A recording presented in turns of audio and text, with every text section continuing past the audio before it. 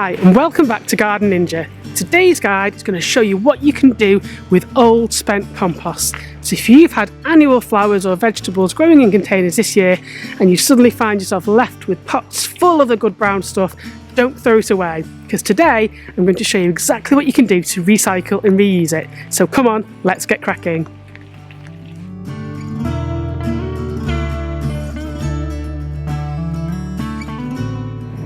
New gardeners tend to get confused between the difference of compost versus soil, and the two are very different materials.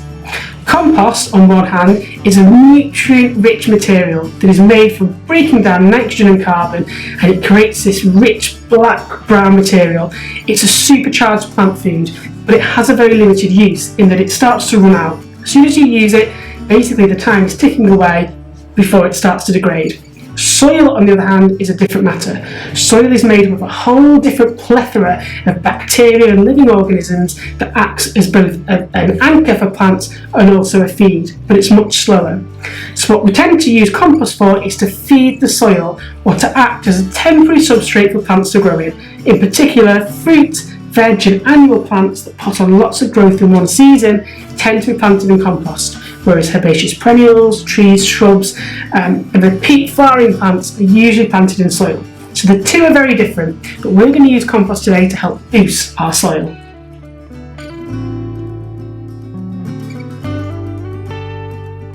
So if, like me, you've got plants that you've grown in containers that have come to the end of their course, like this old tomato, you can reuse the compost. So the first thing to do is to make sure that you dig out any weeds that may have grown in there and also remove the existing plants. What we're going to do is lift that out and you'll see a bit of compost on the bottom.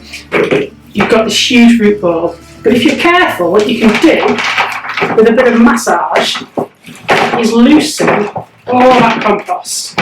And what you'll be left with is a plant stem and root ball that you can then further compost. But what we're trying to do is just break off all that compost.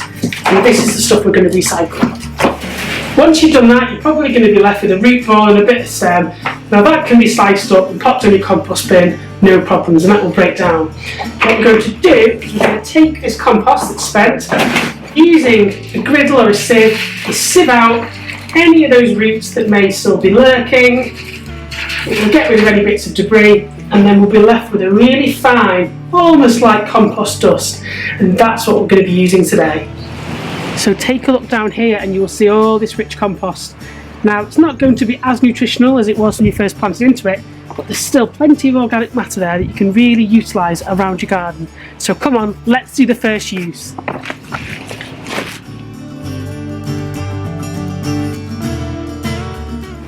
So the first top tip for your used compost is to use it as a mulch. Now I'm known as a bit of a mulch fanatic, but what a mulch does is it helps top dress the layer of soil that will then lock in moisture, help reduce weeds and slowly feed your plants over time. So although this is reduced in its nutrient value, all this used compost will help lock in moisture.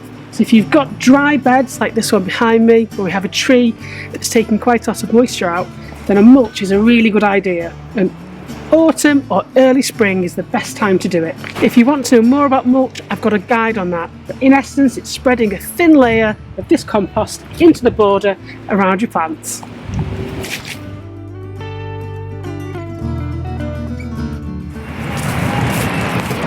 So my second top tip is to use your spent compost to help germinate grass seed. So if you're patching up an existing lawn or you're laying turf for the first time, what you can do is you can riddle this compost over the top of any grass seed, whether you're laying a new lawn or patching up an existing one. And because it's so moisture retentive, it will help those seeds to germinate. If you just sow the seeds and leave it on the top, it's going to take far longer, and this is a great way to reuse all of this spent compost.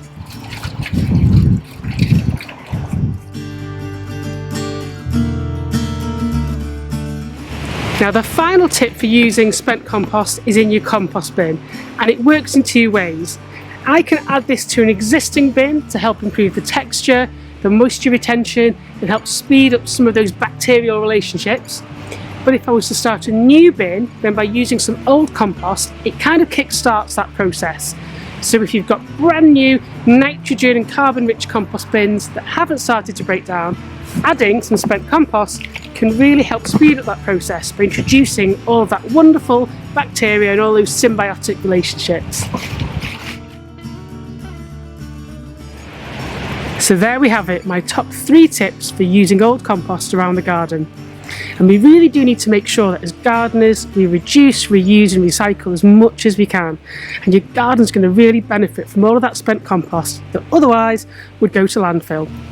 If you've liked this video, make sure you subscribe to my YouTube channel where I have over 120 garden design hints, tips and hacks to help you make your garden awesome. I've been Garden Ninja, happy gardening.